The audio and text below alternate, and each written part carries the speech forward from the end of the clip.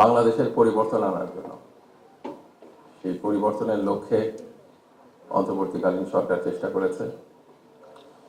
আপনারা রিজওয়ানা হাসানের কাছেই শুনেছেন যে গণভোটের প্রয়োজনীয়তার জায়গায়, নির্বাচনের জায়গায় যদি আমরা আবারও গুম, বিচার বহির্ভূত হত্যাকাণ্ড, নির্যাতন এবং আয়নাঘরের দিনগুলোতে ফিরে যেতে না চাই, আমাদের গণভোটের পক্ষে অবস্থান নিতে হবে, হ্যাঁ ভোট দিতে হবে এবং পছন্দের গণপরিষদ সদস্য নির্বাচিত করতে হবে।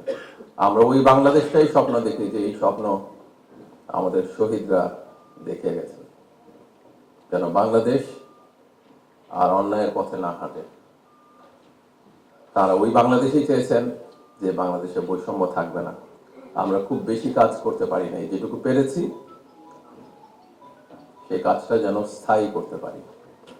যারা সামনে দায়িত্ব নেবেন তারা এগিয়ে নিয়ে যাবেন দেশকে।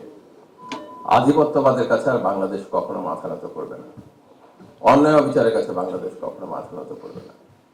এটাই আমাদের আকাঙ্ক্ষা এবং আমি বিশ্বাস করি আজকে যারা পুরস্কার পাচ্ছেন তারাও বাংলাদেশকে সেই স্বপ্নের দিকেই ধাবিত করবেন।